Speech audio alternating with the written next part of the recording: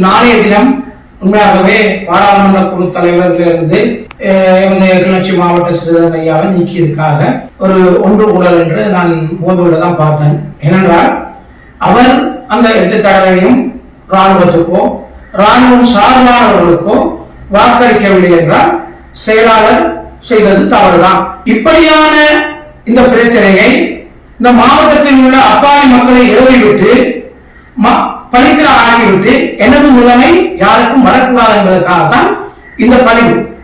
எல்லோரும் எங்களை அம்புகளாக ஈயவிட்டு அவர்கள் சுமபோக வாழ்க்கை வாழ்கிறார்கள்.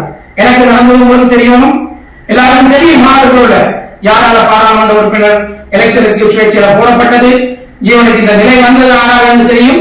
அதுக்காகத்தான் இந்த அறிவுறுத்தலை விடுகிறேன்.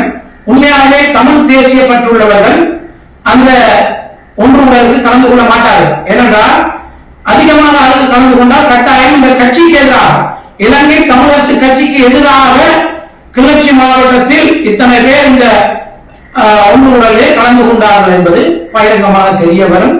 அவர்கள் கட்சியில் என்றைக்குமே ஒரு காலமும் வர முடியாது. என்னென்றால் ஒரு பதவி நிலையை பறித்த போதே திட்டமிட்டு இப்படி செய்யும் தலைமை என்னை உறுப்பினரிலிருந்து நீக்கப்பட்ட போது யார் குரல் கொடுத்தாரு? ஒரு தரம் குரல் கொடுக்கவில்லை. நான் இன்னும் இருக்கிறேன். உண்மையாகவே எனது கட்சி செயலாளர் சுமந்திரமையாக இருக்கிறேன்.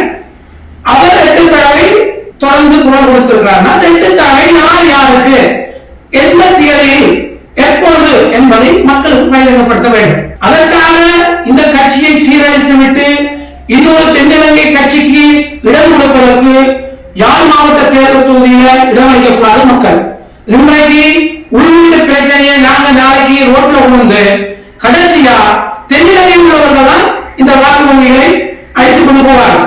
இந்த பதவி பதவி பதவி என்று எல்லோருமே பதவி முகத்திலே தான் சண்டை செய்கிறார்கள். உண்மையாகவே இந்த நிலை மாற வேண்டும்.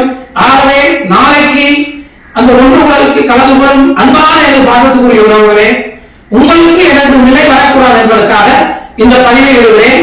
ஆனால் மீண்டும் சொல்கிறேன், கட்சி செயலாளரும் அவர் 8 தடவை யாருக்கு வாக்களித்தார் என்பதை பகிரங்கப்படுத்த வேண்டும். அது அவருடைய இந்த 23ஆம் தேதி இந்த பாராளுமன்ற இதில் இவருக்கு வாக்களித்தார். அதுக்கப்புறம் மக்கள் நம்புவார்கள். எல்லாரும் நாங்கள் செய்த பிள்ளைகளை மறைப்பதற்காக பொய்களை சொல்ல வேண்டாம். உண்மையாகவே என்னை